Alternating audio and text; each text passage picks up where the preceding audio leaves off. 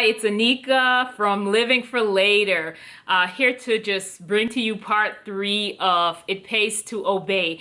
And I just want us to take a look at Genesis chapter 6, verses 14 through 16. And we see that God gives Noah specific examples on how to build the ark. He tells him the material to use, the dimensions, and the layout of the ark. And the point that I want to make here is that Noah had to follow those instructions completely. It wasn't about partial obedience, because the flood eventually came, right? And I had Noah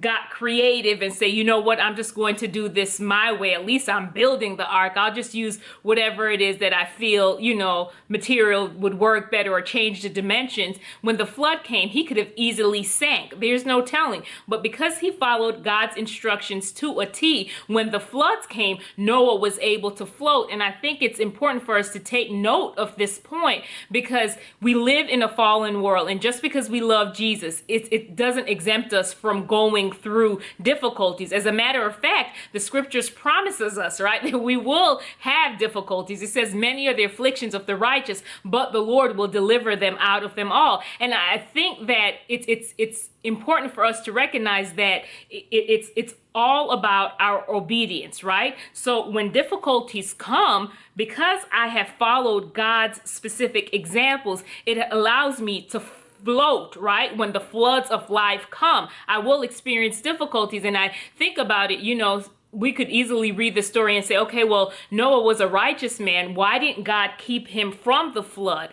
And God didn't keep him from the flood. Noah had to go through the flood. But again, because of his complete obedience, when the flood came, he was able to float. So God won't always take us out of our troubles, right? But when we obey him to a T and don't try to go around what he said to do, when the difficulties come, we'll be able to float, right? It's almost like obedience just creates an ark of safety, if you will. So I think about it, we have specific things in scriptures that God has laid out. He tells us, not to fornicate. So we may say, you know what? Okay, I won't go all the way. I'll just go to point A.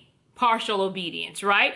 God may say, turn off a specific television show, and you try to reason within yourself and say, okay, you know what? God understands. I'm just human. Let me just kind of wean myself. And he's like, cut it out completely. And you may say, all right, instead of watching it 7 days a week, I may only watch it 1 day a week. Again, partial disobedience. And I think sometimes we don't make the connection that, we may be praying for something in a specific area, and God may be telling us to obey in another area, and we're wondering why the prayer in this area isn't answered, because we're partially obeying in that other, right, section of our life. And we don't make the connection that, again, it's all connected. We can't just say, okay, well, God, you should bless me here, because at least I'm doing well over here, even though I'm disobeying you over here. It all works together. And I think even as I read the story of Noah, God didn't force him to obey, right? Noah had the choice, and he chose to obey. So because of that, again, when difficulties came, when the flood came and the entire earth was destroyed, Noah was in that ark of safety because he chose to obey. And not only did he choose to obey, but he obeyed fully. So I just want to encourage you to just really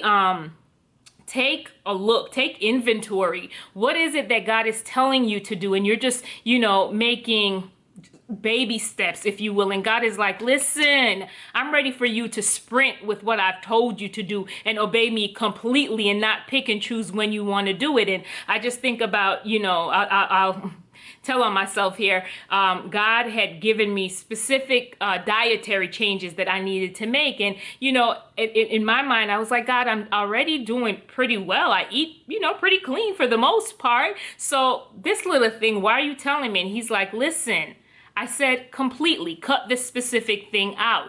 So I couldn't reason with God and go back and forth and argue, because he's God and I'm just Anika, right? The created one. So I had to get to the point of saying, okay, God, as difficult as this thing may be, I am going to obey you completely. And I'm seeing how his grace is showing up. So I just want to encourage you, if you know that you're just doing the partial obedience thing, repent and ask the Lord to give you a heart to obey him fully, and then again just accept his grace that's there for you to walk in full obedience. You be blessed.